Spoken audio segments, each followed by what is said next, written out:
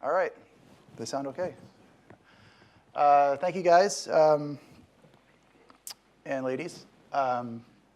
It's my first time over here in Berlin, first time in the Kamailio world, so I was kind of excited to get the opportunity to come and present to you what's been going on at SignalWire lately. I'm the Director of Stack Engineering at SignalWire. I've been a user of FreeSwitch since 2008 and a contributor to the project since 2009. I've been very fortunate to work for companies that have allowed me to contribute the work that we needed to use FreeSwitch to the public. A few modules, HTTP cache, mod unit MRCP when I was working over at Soundbite Communications, which is now part of Genesis, and then my last stint at Grasshopper, we contributed Graylog to SSML. Also did Rio, but that's not used as much. So it's been a lot of fun. Joined SignalWire in 2018 to get the opportunity to really help the team build some great stuff and just really get back into digging into FreeSwitch and doing that. So stack engineering. So there's a little bit of confusion about the relationship between SignalWire and FreeSwitch solutions. So stack engineering, we are the development team formed as a result of the FreeSwitch solutions acquisition. So we're responsible for maintaining the stack product, which is the new branding of FreeSwitch Advantage, and the public FreeSwitch project. So we have our customers of the stack product that we serve. We also have to serve the SignalWire cloud and the community. So since I've joined, we've been very busy trying to harden, scale, secure the FreeSwitch project. Now that we have more people on staff working on FreeSwitch, we've been able to spend a lot more time building unit testing, adding scan build, Coverity, address sanitizer, Valgrind, all those things. Actually, would really like to try fuzzing. I love the presentation yesterday, so I'm looking forward to just getting into digging in and finding all the issues that we have in our media processing. We're committed to doing public releases probably 3 to 4 times a year. We're going to have another one really soon, probably another one around ClueCon time, and then later in the year. So the goals of our team. We really just want to, we want to build a robust, secure, scalable, delightful service for people to use. We're trying to make like ESL on steroids, but not so hard to use, right? We're just trying to take all the knowledge that we've gained over the years, building various systems, and think about, well, what would I want in a platform if I was to build these things again? And so we're trying to make that, make that possible for all of our users.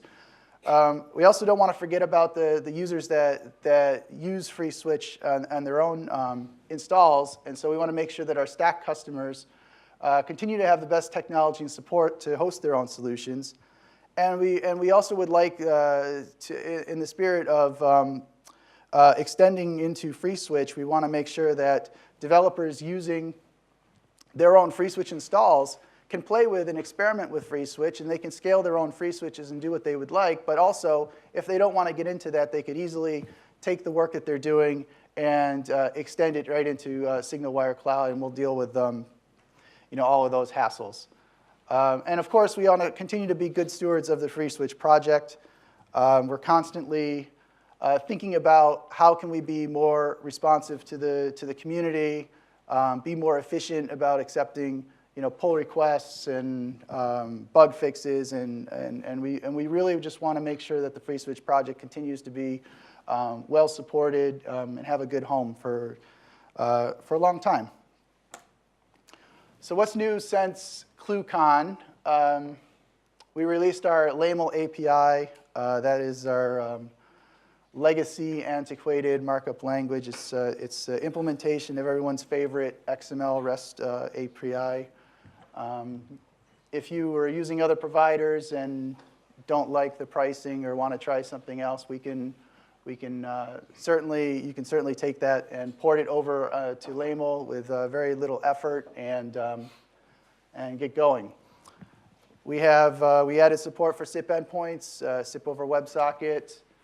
We did some Google Dialogflow integration. You can go into Dialogflow. You can create, train your agent, and then you can buy a SignalWire DID and attach it to that agent. We added support for SMS, message pools. We have a lot of customers that like to do SMS broadcasting or blasting over long codes. There's some limitations about how many messages you can send for some of these phone numbers, and so you can kind of group all the numbers together and blast over a pool of numbers. It was something that a few of our customers requested, so we made that for them. We support fax. I don't like fax, but we do it. G729, not so relevant, I think, but we had the code, so we'll just let everyone use it. April Fool's this year, Tony had an idea. He wanted to do Morse code. So we banged that out over a weekend and released it to the public. It's also available on GitHub if somebody wants to take it and put it on their own FreeSwitch install. And then the stuff that we've really been working hard on lately is our Relay APIs. And so we have a provisioning API and a calling API. So what is that? Relay is what we call our next generation API. It's connected over WebSocket. It's like I said, it's kind of similar to ESL in that it's like completely asynchronous. So there's a little bit of a burden on our SDK developers to connect to it, but it makes for I think it's going to make for being able to build a lot of great things with it. So calling is our call control API. We have SDKs currently available in Node.js, PHP, C#. I think we're also in the process of working on Python and Ruby and a few others. If you go onto our website, you can see which ones are all coming soon. We've got the first bits out there now. You can basically you can make phone calls, receive calls, do basic IVR, speech recognition, TTS. We're adding new APIs every week or two. Answering machine detection is coming pretty soon. We'll add other kinds of things like that. We also have WebRTC API. Actually is functional, just not quite ready to be released. And that's essentially Virto as a service. I'm looking forward to that coming out because then I can build my own cantina and not have to use Tony's cantina, which is Tony's private WebRTC thing. If you guys don't know about that, it's the same thing that we do for ClueCon Weekly. But I'm looking forward to building my own. So relay provisioning. This was our first API that we released to the public. It actually came out back in December. And Mod SignalWire is the first user of this API. And what the idea was is that we wanted to be able to connect your FreeSwitch right into SignalWire to extend SignalWire into your FreeSwitch if you desire, so that we could easily connect point SignalWire DIDs to your servers to process them. So SIP in general, it's pretty complicated to set up. I mean, even for admins, if you're new to the space, it's pretty bad for even worse for end users. By default, everyone kind of picks insecure kind of configurations. I know, like even in FreeSwitch, you download FreeSwitch, you install it. If you're going to do the vanilla config, and you put it on the public internet, you're going to have a very bad time. It's kind of the same thing with SIP. So we know the best way that we would like people to connect to our network. So that was the idea, right? So we can automatically, update endpoint configuration, revoke access, give the proper configuration so that FreeSwitch will just kind of start up, connect right in, and then you can route numbers to it and do whatever you would like. And very low chance then you're going to have to contact support or any of that kind of stuff. It should just work. And so that was the goal. If you disagree with any of that, you can still use just the SIP endpoint configuration and handle it all yourself. But there are some use cases where you might want to do this, especially if you're not managing the server that it's getting installed in, or if you're building some kind of appliance that you want to connect to PSTN. You can play around with a Raspberry Pi or whatever and have it automatically connect into SignalWire and have a number routed to it. So that's all totally feasible with this. As of, I think, last week, we fixed a few bugs, so it works on 32-bit as well. So if you have some meager hardware. It's OK. So to get going, you have to install Debian packages. That's the easiest. I think we have 8 and 9. You can also install on Windows, or you can compile from source. We added 2 new dependencies. libks is kind of like our abstraction layer for cross-platform things, mutexes, memory pools, that sort of stuff. And then SignalWire C, which is our C client. Those are also available as Debian packages or from source. These things get built by default now when you get the latest version of FreeSwitch. If you don't like it, just remove it from modules.conf for the build, and then from the runtime modules.conf.xml. That's kind of like the new ClueCon banner on FreeSwitch install. That's the tax you pay. So once it's running, when it starts up, it's going to try to connect to SignalWire. It generates a token. It shows up in the log. If you miss it in the log, you can just go onto the console and say, ask for the token, and it gives you the URL to go to. So we grab this token, and we copy it. And then you sign into your SignalWire space, and we're going to say we want to create a new connector. And so the idea was not just to connect FreeSwitch. Right now, that is all that we support. But what we envision being able to connect other things to SignalWire in this manner. So right now, you need at least FreeSwitch 1.8.3. So this would be the release that was back December or January. It's the latest one. You just punch in your token, and you hit connect. And at this point, if your FreeSwitch is running, they are now connected together. But that's not very interesting. We've got to actually do something with it. So then all you have to do is you go in to your phone numbers, and you pick one of your phone numbers, and you can say, well, let's route my phone number to take voice calls to a connector and to my connector. And then you say OK. And then at that point, everything is cool. So you can see now that there's a gateway called SignalWire added to a profile that we call SignalWire. It's all started up. It's registered. And then if you do a Sophia status, you can see that we are connected into the network. So this connection is, so what we do is we do this over TLS, and we do SRTP by default, connect. So how did this all work? I guess it's not too impressive, and actually this diagram is even less impressive. But basically, there's not too many pieces here from the outside. So that's your FreeSwitch.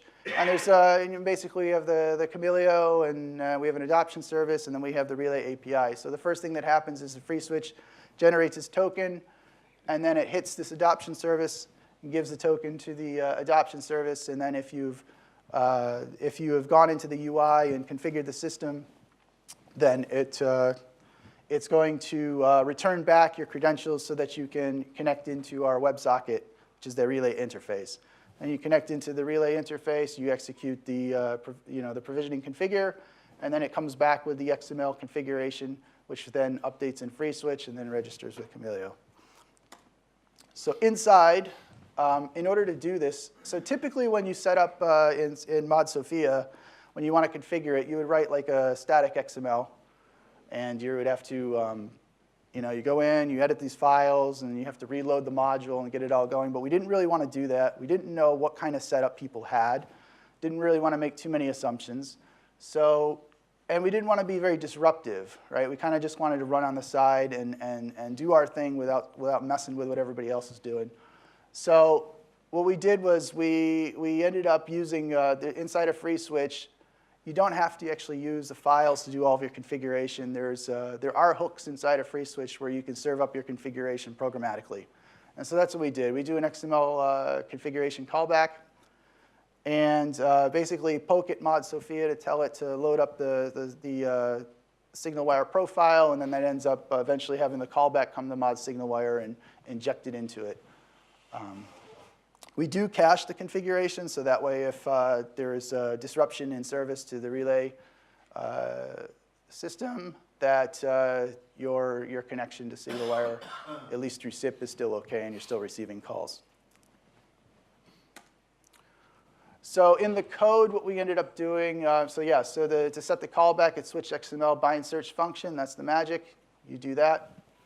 You have to create a connector UID. We hit our adoption service.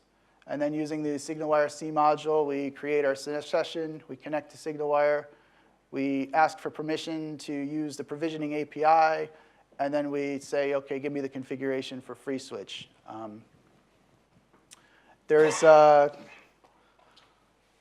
We do in the module, you can take this module and it's all like MIT licensed, free to do whatever you want with it. If you wanted to do something like this with some other service, you feel free to go in and rip it apart. It's all pretty much state machine. So it should be pretty straightforward to follow what it's doing. A lot of things there. So basically, in mod Sophia, if we want to now inject this new profile into the running system, you have to go and do a switch API execute. We say Sophia profile SignalWire start, and that forces the system to go out and look for the configuration, which then comes back to mod SignalWire. We then have to do, so it didn't quite work when you did that. That gets you the profile, and we know about how to route to SignalWire, but it doesn't actually register the gateway, so there was a little issue there, and we didn't really want to dig too deep into it. So we fixed it. We just do a switch API execute rescan on the profile, and then the gateway gets set up, and the registration happens, and everything is good. And you have two-way communication now with SignalWire. And so the module then verifies it by making sure that the gateway shows up in the gateway list. So why did we do it this way? Well, as I stated earlier, we didn't really want to disrupt your FreeSwitch install. We kind of just wanted to be able to load the module. You go onto SignalWire, buy your numbers, route it to your box, then you handle your conferencing or everything. You just work with your dial plan as you'd like. Also, mod Sophia is a little bit scary. It's kind of big. Don't really want to go in there and mess with it. Just don't have the time to test it. And so we know that if we confined all of our changes within the mod SignalWire, the chances for disrupting the community and causing damage would be quite low. So we did it this way. It worked OK. So what's next with it? I mean, it's just connecting to SignalWire and figuring out how to do SIP on it, right? And there's more that we could do with it, because this channel that you've now opened up between FreeSwitch and SignalWire, you could authorize it to do a lot of other things. So one idea was, maybe you want to have your text messaging also capable over this. So I think probably next, that's what we would do. Once we release our messaging APIs over Relay, then we will also make them available on mod SignalWire so that you can also do SMS on it. And when the WebRTC API also comes out, we could also do something like that as well. So instead of even requiring to have the SIP communication, we could just do the whole thing over Verto between FreeSwitch and SignalWire, and then you get the DTLS RTP and all that goodness. So for provisioning, what's next? We could add connectors for other products, Asterisk, Kamailio, soft phones. We could just make a generic JSON reply. We'll just, I don't know, contact me if anybody's interested in this sort of stuff. I mean, we're here to serve our customers in the community. So if somebody has a need for something, we'd be interested in making that happen. And I guess that's it. Thank you. Oh, by the way, we're growing, and we're also looking for engineers to help. So everybody's hiring. Thank you.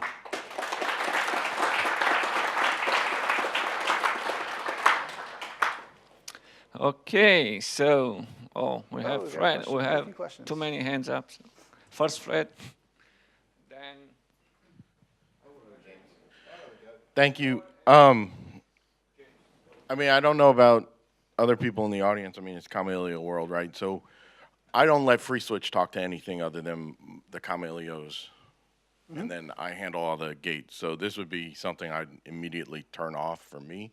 Right. Have you guys considered, if you wanted to push this, then maybe adding a module for, let's say, Kamailio or something? But I mean, just for security reason, I would never let any of my PBXs talk outside of Kamailio.